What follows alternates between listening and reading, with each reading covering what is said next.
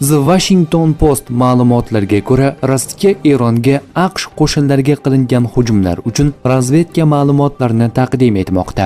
Shanba kuni urush boshlanganidan beri Rossiya Eron bilan AQSh harbiy aktivlarining, jumladan harbiy kemalar va samolyotlarining joylashuvini baham ko'rdi.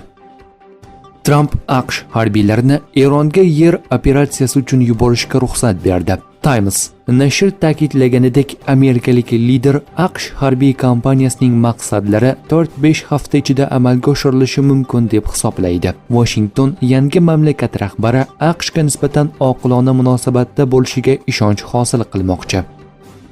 AQSh 72 soat ichida Eronda qariyb 200 ta nishonga zarba berdi. AQSh armiyasining ma'lum qilishicha, so'nggi 72 soat ichida AQSh bombardimonchi samolyotlari Eron hududiga qariyb 200 ta nishonga zarba bergan. B-2 bombardimonchi samolyotlari yer ostidagi ballistik raketa uchirish qurilmalariga o'nlab 2000 funtlik bunkerga qarshi bombalarni tashlagan. Eronning kechagi zarbasidan so'ng Birlashgan Arab Amirlikdagi Fujayra neft konida sun'iy yo'ldoshdan olingan suratlarda katta yong'in sodir bo'lgan. Va nihoyat Eronda qizlar maktabga hujum qilishganini tan olishdi. Amerika samolyotlari Minabdagi Islom inqilobi qo'riqchilari korpusi bazasiga hujum qilishda adashgan va boshlang'ich maktabga zarba bergan. The New York Times: hujumda 165 ta boshlang'ich sinf qizlari halok bo'lgan. AQSh va Isroil Eron janubidagi Busherga zarba berdi.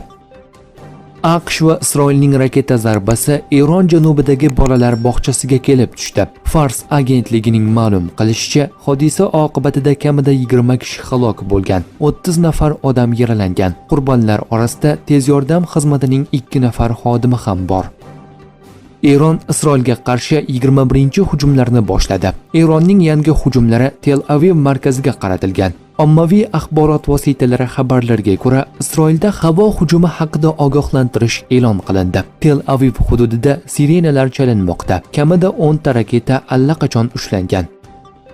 Eron ayyor taktikalardan foydalanmoqda. U aerodromlardagi samolyotlar tasvirini chizadi. Shunda sun'iy yo'ldoshlar va razvedka ularni haqiqiy nishon deb o'ylaydi. G'oya shundan iboratki, AQSh va Isroil qimmat raketalarni Eronga atiga bir necha dollar turadigan soxta samolyotlarda isrof qilmoqda. CNNning yangi surishtiruvi shuni ko'rsatadiki, Eron Iordaniyadagi AQSh radio aloqa stansiyasini butunlay yo'q qilishga muvaffaq bo'lgan. CNN sun'iy yo'ldosh tasvirlari tahlili shuni ko'rsatdiki, Birlashgan Arab Amirliklarining yana 2 ta joyida xuddi shunday radar tizimlariga ega binolar ham nishonga olingan.